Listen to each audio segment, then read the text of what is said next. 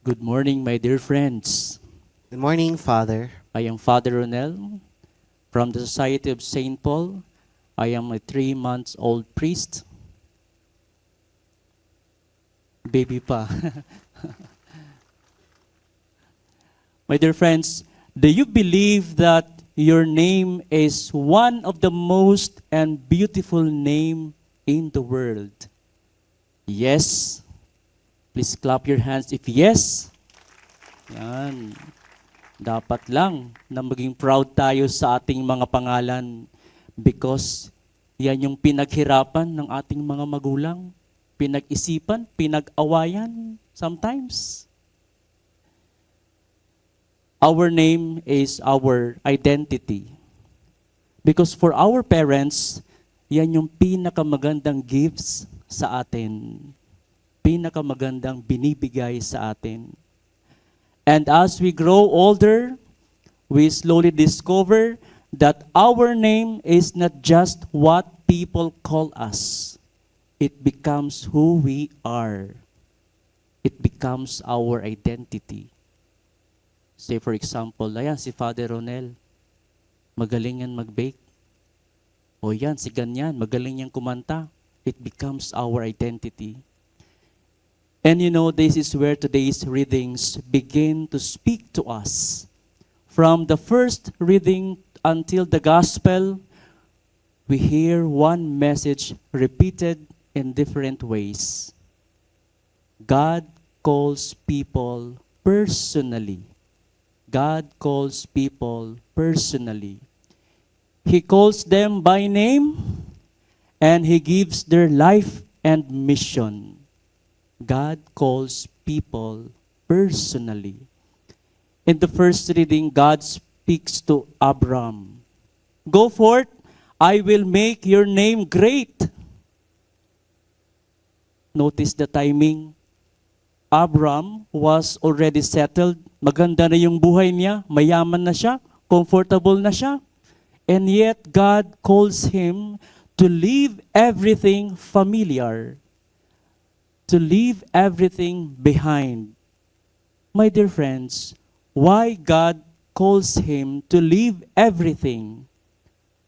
Because God was not just changing Abram's place. God was shaping his identity.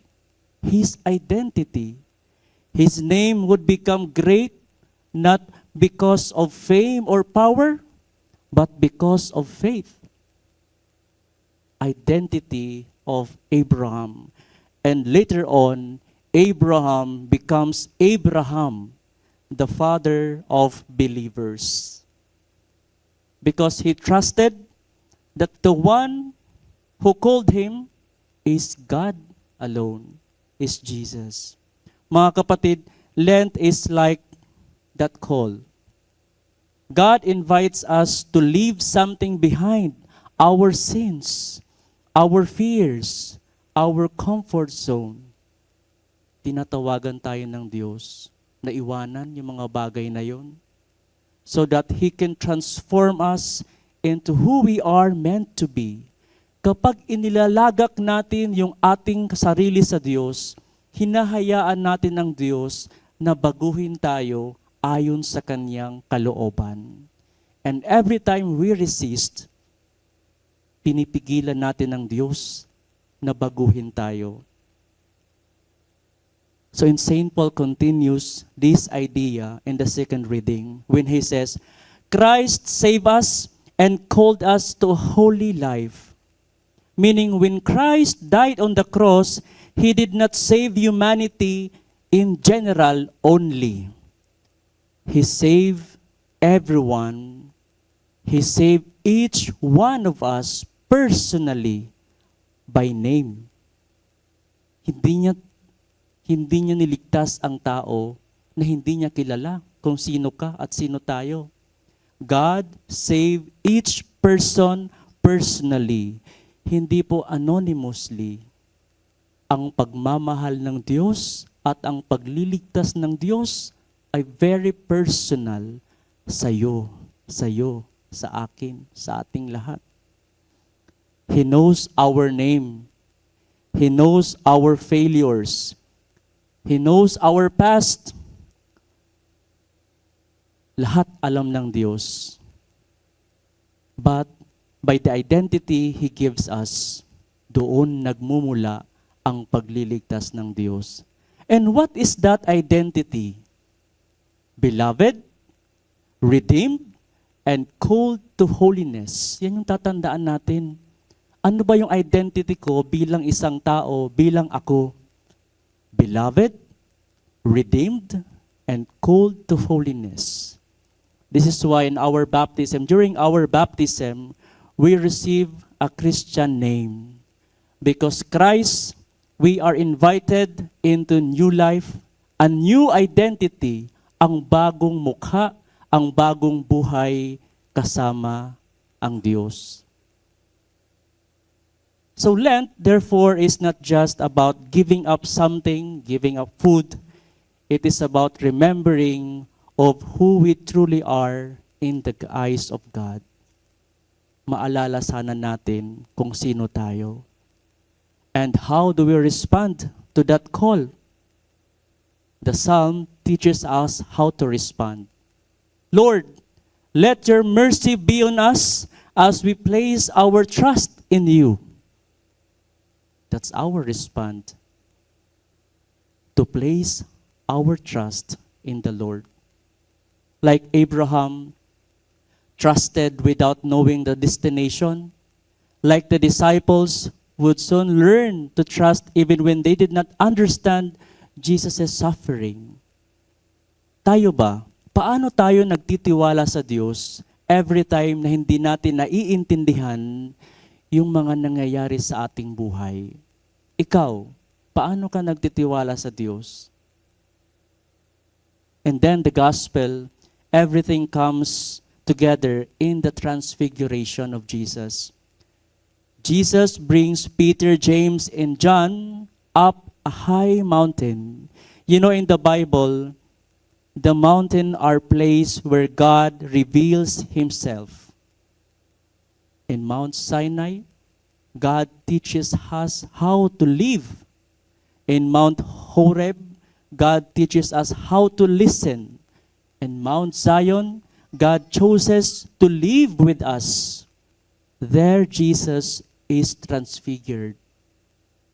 His face shines. His glory becomes visible. Yan yung nangyari sa bundok.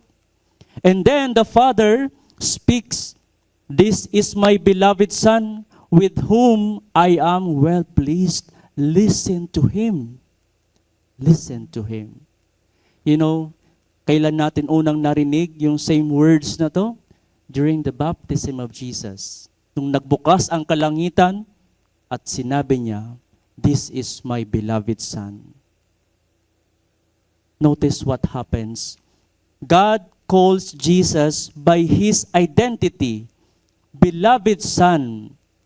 Last week, our gospel all about temptation. Balikan natin yung gospel last week, yung sinabi ng demonyo kay Jesus, if you are the Son of God, identity of Jesus.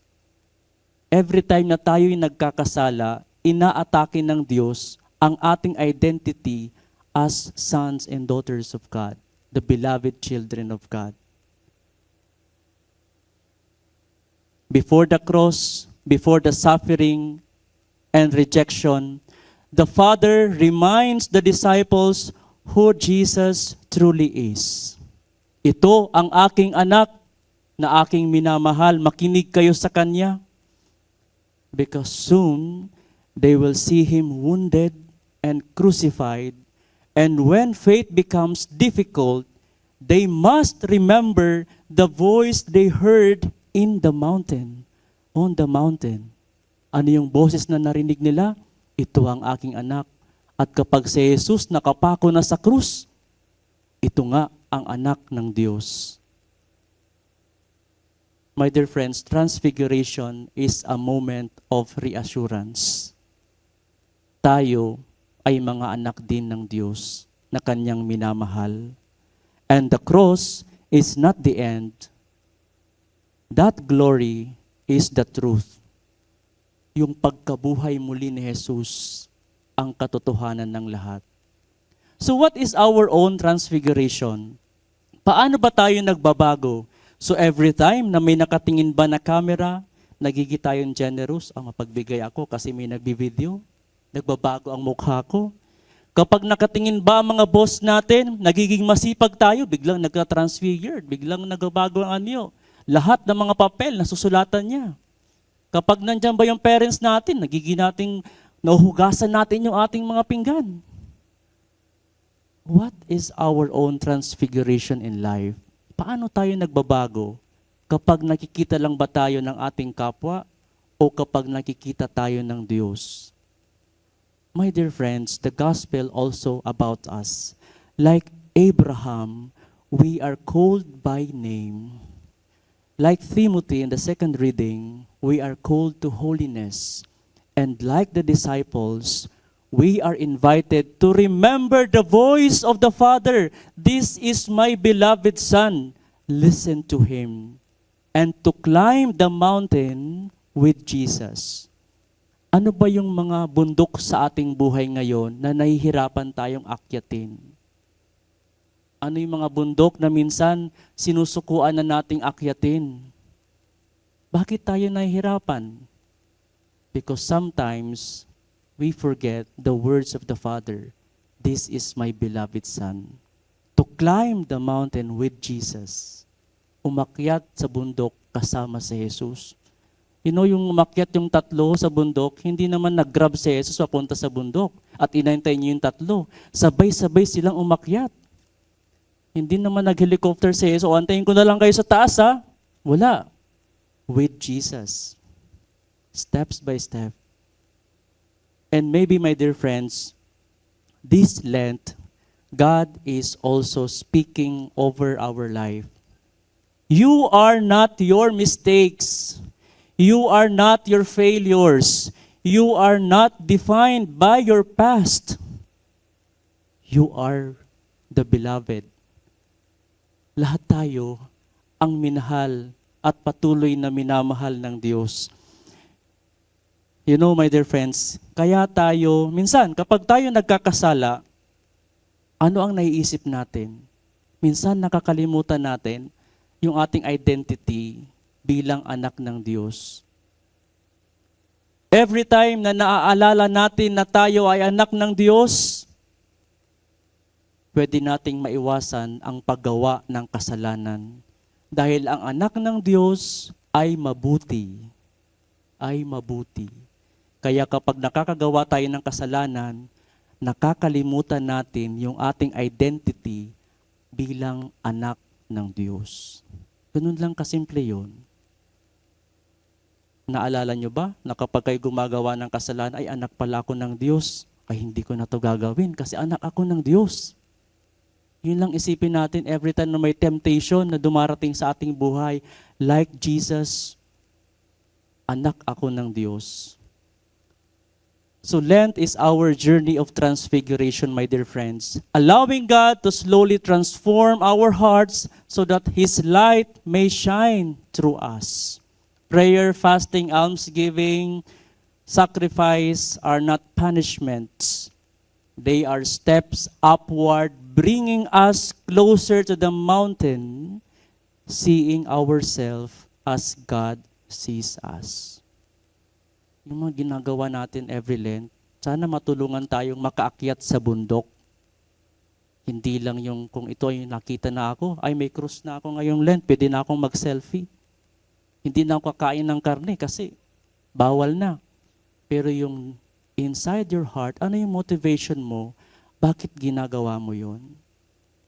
So today, my dear friends, when you hear your name called inside this place, your work, at home, or in prayer, remember this. God is also calling your name.